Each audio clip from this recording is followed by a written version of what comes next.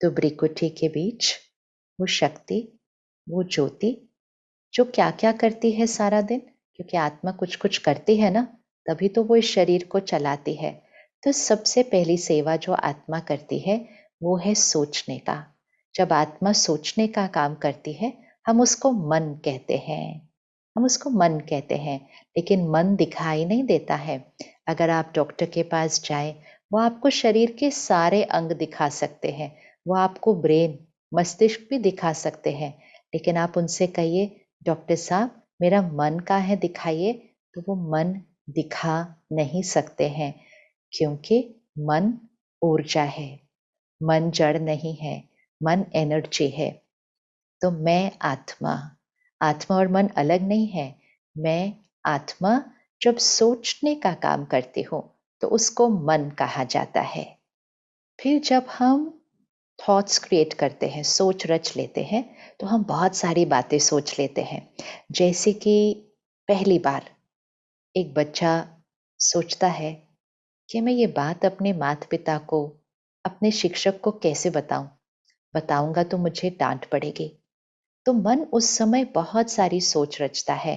मन कहता है बता देना चाहिए, झूठ नहीं बोलना चाहिए, मेरे ही माता पिता हैं, क्षमा कर देंगे, मुझे समझेंगे। फिर मन कहता है लेकिन गुस्सा आ गया डांट दिया सजा दे दी रूठ गए तो फिर मैं कैसे करूंगा। तो मन ये सारे थॉट्स क्रिएट करता है, ये सोच रचता है। तो मन, कभी भी देखे अपने मन को, मन एक सोच नहीं देता है, ऐसे ऐसे ऐसे करके बहुत सारी सोचता है। और आजकल तो हमारा मन बहुत ही ज्यादा सोचता है। इसीलिए कई लोग कहते हैं मेरा मन सोचना ही बंद नहीं करता, सोचता जाता है सोचता जाता है, मेरा माथा भारी हो जाता है सोच सोच के। कहते हैं ना हम, क्योंकि आत्मा भूल चुकी है कि मैं इस मन की मालिक हूँ, तो मन अपने अनुसार ही चलता रहता है, सोचता जाता है सोचता जाता है। अब मन जब ये सोच रच लेता है, फिर आत्मा दूसरा काम करती है, जिसको हम कहते हैं बुद्धि। हम कहते हैं ना बहुत विशाल बुद्धि है, बहुत दिव्य बुद्धि है।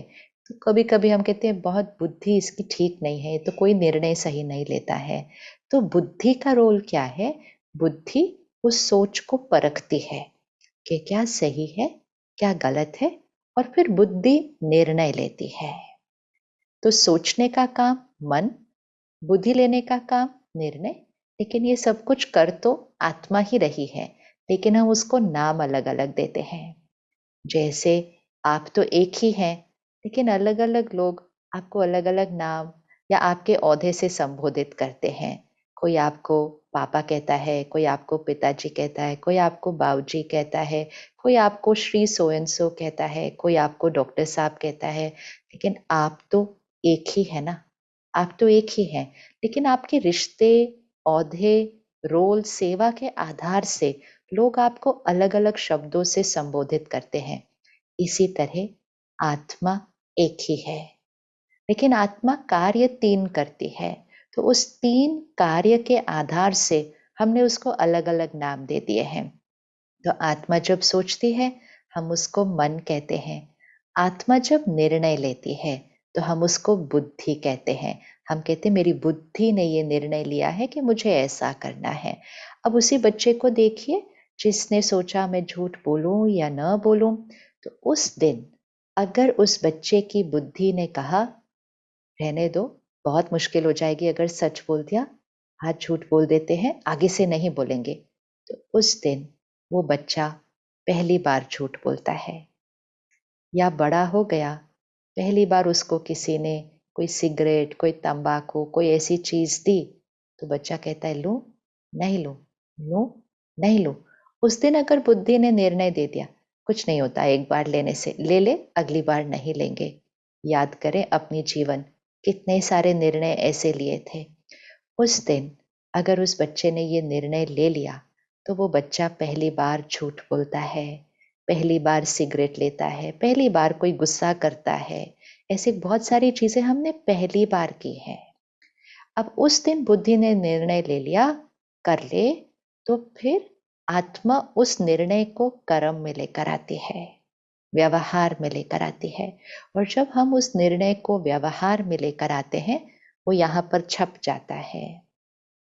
अब थोड़े दिन के बाद फिर से वही बात आती है, फिर से परिस्थिति कोई और होती है, लेकिन बात तो आती है। फिर मन कहता है करूं, नहीं करूं, करूं, नहीं करूं। अब उस दिन बुद्धि का रोल बहुत इंपॉर्टेंट होता है कि बुद्धि अब आज कौन सा निर्णय देती है। अगर उस दिन बुद्धि ने कहा नहीं, बस एक ही बार झूठ बोलना था उस दिन, नहीं तो आदत बन जाएगी, तो उस दिन से वो आत्मा बच जाती है, वैसा संस्कार नहीं बनता। लेकिन अगर उस दिन भी बुद्धि ने कहा कुछ नहीं हुआ, पिछली बार कुछ हुआ था, आराम से निकल गए ना, तो आज भी वो कर लो, तो हम फिर वो कर्म करते हैं, और फिर हम फिर वो कर्म करते हैं, और फिर हम फिर वो कर्म करते हैं।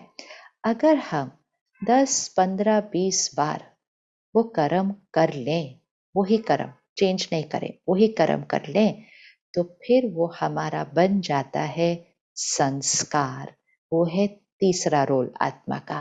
तो आत्मा के 3 रोल हैं, मन, बुद्धि, संस्कार। तो संस्कार किसका बनता है? आत्मा का बनता है।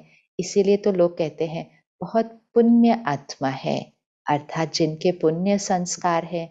किसी के लिए कहते हैं महान आत्मा है, दिव्य आत्मा है, शांत आत्मा है। आत्मा के लिए कहते हैं ना, शरीर के लिए तो नहीं कहते, नाम के लिए तो नहीं कहते, आत्मा के लिए कहते हैं। कोई बहुत गलत काम करते हैं, दुष्ट कर्म करते हैं, तो लोग कहते हैं पाप आत्मा है। आत्मा के ऊपर रखा जाता है, क्योंकि संस्कार किसके बनते हैं? आत्मा के बनते हैं। तो जब कोई प्रश्न उठे कि आत्मा क्या है, मैंने तो देखा नहीं है भी या नहीं है, तो सिर्फ अपने आप को बताइएगा मन है, तो कहेंगे हाँ मन तो है, सारा दिन सोचते हैं। बुद्धि है, हाँ निर्णय लेते हैं। संस्कार हैं, हाँ बहुत सारे संस्कार हैं। तो ये 3 रोल ही आत्मा है। इस शरीर के अंदर एक ही शक्ति रहती है जो इस शरीर को चलाती है।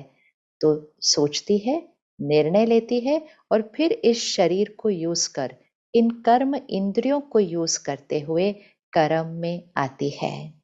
अब अगर मुझे याद रहे कि मैं आत्मा हूं, तो मुझे याद रहता है कि मैं इस शरीर की मालिक हूं, ये कर्म इंद्रियां मेरे सेवाधारी हैं।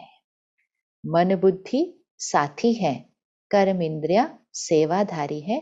मैं आत्मा इन कर्म इंद्रियों द्वारा देखने का काम, बोलने का काम, खाने पीने का काम, सुनने का काम, पढ़ने का काम करती हूँ, और फिर इन हाथों से कर्म करती हूँ। लेकिन करने वाला कौन? मैं आत्मा। मालिक को हमेशा याद रहना चाहिए कि मैं मालिक हूँ। अगर मालिक भूल जाए कि मैं मालिक हूँ, तो सारे सेवाधारी क्या करने लगेंगे? सेवाधारी ही मालिक बनने लग जाएंगे। ऐसा ही हमारे साथ हुआ। हम भूल गए कि मैं आत्मा मालिक हूँ, तो आजकल हम क्या कहते हैं? देखना नहीं चाहिए था, लेकिन देख लिया, पता है अच्छी चीज नहीं है, फिर भी देख लिया। उनके अंदर बहुत सारी विशेषताएं हैं, लेकिन मैंने कमजोरी देख ली। मुझे खाना नहीं चाहिए, लेकिन क्या करूं, खाए बिना रहा नहीं जाता। उनकी ग्लानि सुननी नहीं चाहिए थी, लेकिन वो सुना रहे थे, तो मैंने सुन लिया। मुझे ऐसा बोलना नहीं चाहिए था, लेकिन मेरे मुंह से ये शब्द निकल गया। सोचो, ये हमारी भाषा हो गई है। मेरे मुंह से ये शब्द निकल गया। मुझे गुस्सा करना नहीं चाहिए था, लेकिन पता नहीं मेरे मुख से ये सारी बातें कैसे निकल गई। यहाँ तक तो आज कहते हैं मेरा हाथ उठ गया। मेरा हाथ उठ गया, मेरी गलती नहीं, मेरा हाथ उठ गया। तो हमने क्या कहा कि ये सारी जो चीजें हैं, ये जो मशीनरी है, ये अपने आप चल रही है, कंट्रोलर नहीं है। वो जो मालिक है वो नहीं है। तो आंखें अपने आप काम कर रही है, मुख अपने आप कुछ भी बोल रहा है, कुछ भी खा रहा है, ऐसा हमने बोलना शुरू कर दिया। तो मैं आत्मा क्या हो गई? अपने ही कर्म इंद्रियों की गुलाम हो गई।